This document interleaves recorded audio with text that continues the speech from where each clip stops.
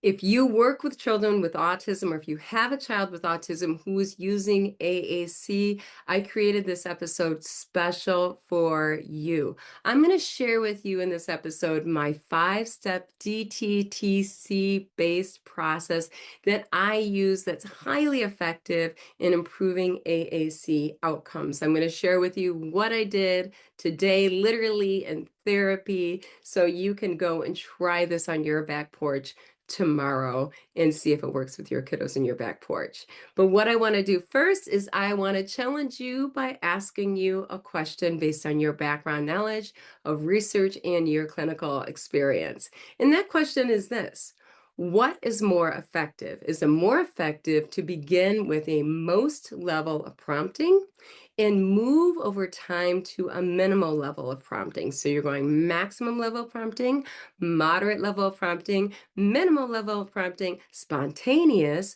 or is it better to start with spontaneous, minimal level of prompting, moderate, and maximum level of prompting as necessary? So which approach is better, going maximum to minimal, or starting off with minimal and going to maximum as necessary, adding the prompts in? Which approach would you choose? What does the research suggest? Okay, so what is your response? Well, your response, if you've chosen either one, is incorrect, because the research does not indicate that one is more effective than the other. What we have when we look at this research is we have very small single case studies of 3 children here, 4, 2 children here. That's really what we're looking at when it comes to the research base. And what I want to share with you today is a great article, which is a scoping review that looked at 29 different studies. And they dived into those 29 studies and looked at what are the intervention strategies that they used, what cueing strategies they used. And I think this study is really, really important because this is an all of the above study. What I'm telling you, especially if you're working with children with autism, is you need to have an all of the above approach. And that's because autism is a multifaceted condition.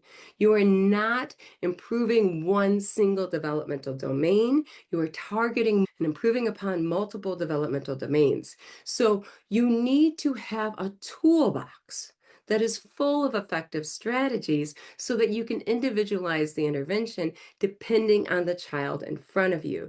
The child is going to dictate what you do, not a manual that you received from a continuing education conference in which you're following the steps 1 through 10. It's kind of like you can't follow, if you're working with children with autism, a recipe. Because really, when you're working with children with autism, each of them come with their own superpowers. Each of them come with their own unique profile. When you receive that basket of ingredients, it's kind of like a chopped episode. You're going to do something different depending on the child in front of you. So always have an all of the above strategy. And if you are wise in your toolbox, you would have most to least prompting strategies. And you would also have least to most prompting strategies that you could use depending on the child in front of you in a dynamic nature. This is not an either or all question, it's all of the above. What I like about this article is the conclusion. And this is how we're going to get better at what we do. We don't swing like a pendulum and think black and white bandwagon, in which we can't accept cognitive dissonance, in which 2 opposing views can't both be true. Yes, these 2 opposing approaches are both effective. And what we have to think instead is we have to think that both approaches are effective, and we're going to take both and add them to our toolbox. And instead of going from a pendulum in which we don't progress and we don't get better at what we do, we go in a spiral fashion in which we get better and better and better, taking approaches from seemingly opposing points of view. I like this article because of the clinical implications section. In this research article, after looking at these 29 different studies, after looking at the variety of prompting methods, they didn't just look at modeling. Yeah, modeling works, but so does a bunch of other strategies. These strategies were multimodal in nature. It's one thing to use one sense. It's another thing to use all senses when you're instructing. So children learn things more deeply and they're more memorable. All children learn better when it's multisensory. Let's talk about some of the cueing strategies that they mention here. Open questions, verbal prompts, the expectant pause time delay, interrupted behavior chains, and that's probably where you give the beginning of the sentence and you have a completion prompt where they finish it in the AAC device. Physical prompts, and of course, these physical prompts do not have to be obtrusively performed. I've had children that because of their visual motor integration, they literally are an inch off to the left in everything they do, and they just need a simple little bit of guidance so that they can get that accuracy to begin with, and then you can fade that out in the visual motor integration. It's not hand over hand. It's just a little bit of a tactile gesture to help them with visual motor integration. And also gestural prompts where you're possibly pointing to help them locate where a vocabulary word is. We have other prompts, such as where we're using these responsive language prompts, such as expanding upon what the child said in expansions. We're using recasting, which we're repeating back what the child said in a different grammatical form. So there's a big variety of effective AAC prompting strategies that you can use, and I encourage you to take them all and to put them to use on your back porch and assess and see what works and doesn't work depending on the individual child you're working with. At the end of this research article, I think this says it best. The choice of aided AAC modeling approach and other strategies should be guided by the needs of the individual and their social network. So that is how you take an all of the above approach when it comes to AAC. So this is a very nice article. I'm going to make sure to include it in the footnotes. I'm going to share with you today a story from my intervention I'm doing this week. We're celebrating St. Patrick's Week, and I'm reading There Was an Old Lady Who Swallowed a Clover. The kids are loving it. I got my puppet out. They love feeding the puppet, and the puppet spits back at them, yeah, needs ketchup, needs mustard, needs salt, needs pepper, as they put different objects in this old lady that swallowed a clover's mouth. So it's like there was an old lady who swallowed a fly, where she's eating all these crazy non-food items. So we're having a lot of fun with this. Our children love to feed the puppet the different items, and they love her burping and all the other fun things that she does. So we see a bird, for instance. That's one of the things the old lady's going to eat. Now, the first thing that I'm going to tell you that I would do is I do a maximum level of cueing to start. Now, when I'm going through this book, with the children, there's a variety of things she's going to eat. It's not just animals. She's going to eat a pot. She's going to eat a flower. There's lots of different things. So I have this robust communication device. I'm using the Lamp for Life device, right? And there's 6,000 words in there. There's a lot. It's not really easy to find out where these variety of objects that my puppet is eating in. But I start off with a maximum level of cueing to begin. Day one, we're going to read the book. I will point where read is and say the word read, read, and then they point to read. We get to open the book, right? We're going to go read the book. Then after that, let's say that she's going to swallow the bird. I'm going to do a completion prompt in which I will go animals, birds, and she's swallowing a red bird that looks like a cardinal. And the child will go and pick the red bird cardinal.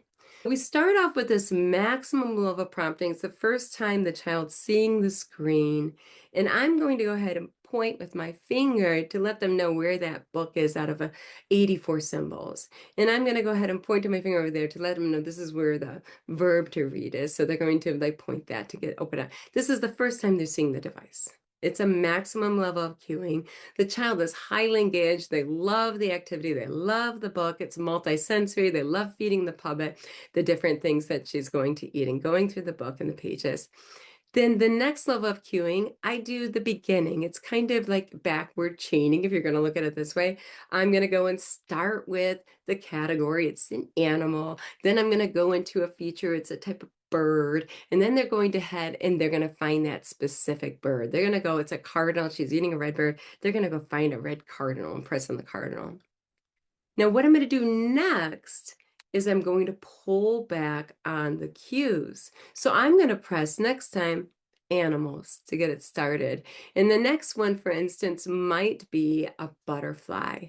You decide how much prompting you're going to provide. I might start it off with the animals, and then they're like, I know that that's under insect. And then they'll press the insect. And then after that, they'll press the butterfly. We're backward chaining in this process. And now I'm doing the first step, maybe the category. And then they're finding this feature and then the specific word that they're looking for. They're finding that specific animal. Then they're finding the type of animal and the specific. And then the next one, I'm going to pull back even more. And they're going to press the animal. You see how the motor planning is? Then they're going to press the insect, and then they're going to press the butterfly, all three all by themselves. So I'm pulling back from a maximum level of cueing where I'm pointing where things are to them completing the sentence to me pulling back. I'm only going to give you the first step. Now you're doing it all on your own. And then after that, so we've gone through the steps. Step one, we have a maximum level of cueing. I'm pointing where these things are on this board. There's lots of words here just to give them some guidance. They're doing the last step, and maybe there's still a little bit of pointing. It's over in this direction.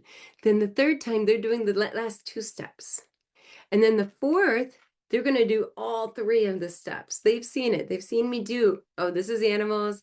Now we're going over to for instance, if it's a farm animal, no, I'm going to go to the farm one. And then after that, I'm going to go and pick the cow. I've got all three down. The next step after that is it's spontaneous. So I just turn the page and we'll go to the next animal. It might be a dog. They go on their own. They get an animal, and they go and they press the farm dog, and then they go and press the dog. They haven't seen me model it, right? They're on their own now. They're exploring the device. We go to snack time. We've done it enough where they realized, okay, here we're going to do food first. We're going to eat it. And this is where the fruit is. And then over here, I know where to find my banana. I know where to find my berries. They're independent. But to get there, first of all, I had a point. So, oh, it's over here, right here, from the point, give them the maximum cue. Then after that, they're doing all three. Then after that, I know I'm cueing. So that is a way that you can teach them using DTTC, a dynamic, tactile, temporal cueing type of methodology in which you're using maximum to begin and you're fading it out, and it's highly effective. Now, because I use literacy-based movement intervention SIS activities, which children really, really love, and they're multimodal, multisensory in nature, there's always new verbs and there's always new nouns to learn because you're opening the book and there's a lot of novelty. We have so much fun exploring, for instance, okay, where are we going to find that flower that she ate today in the glove? Oh, you go under get, and that's where the mountain and all the nature is.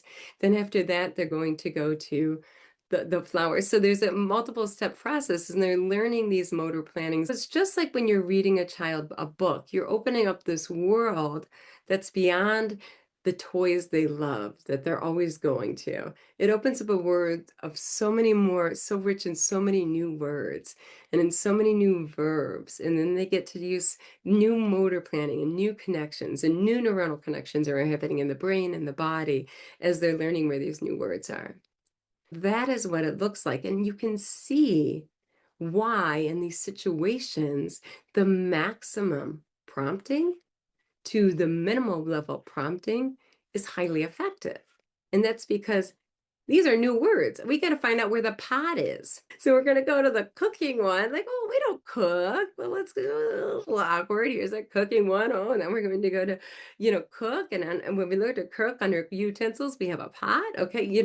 We're making all of these new motor programs, new motor plans from this lady that swallows a variety of 8 different things that are across categories. You can see where a maximum to minimum level of prompting is really going to be beneficial in the novel experiences. So that is what DTC looks like with AAC. The children really enjoy it. They pick it up very, very quickly, and they like it when I'm like, you're the teacher now. I'm not even touching the device. Who is the teacher now? You are. They love that independence that really quickly develops. So that is what I want to share with you today. If you are a SIS member, what I do is I take those movement activities and I use the look at sentence strip. And they take it, and after they request that flower, they read on the sentence strip. It's not because they have to, it's because it's multimodal, it's multisensory in nature. And many of our kids with autism, they learn to talk with their eyes, not with their ears.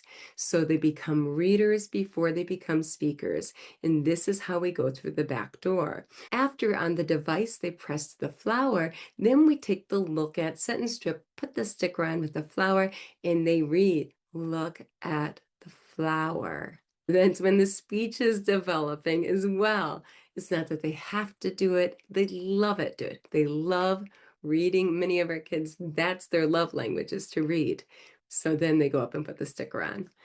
So this is what I do on my back porch. I wanted to share with you today. And I wanted to share with you this article. Make sure to check it out. I know how people can be. They can be very much like evidence-based practices to use a minimal to maximum approach when it comes to AAC. And they can be very bandwagony. And it's nice to say, here's the research, and to not waste any of your time and energy explaining best practice, because I want you to take all of that time and energy, which is your most valuable asset, and to use it on the children you serve. I'm hoping that this article will be of value to you so that you are not wasting any of your energy explaining why you take an all of the above approach when it comes to AAC. I want you to take this information and do what you do best, which is to roll up your sleeves and make the world a better place, one child at a time,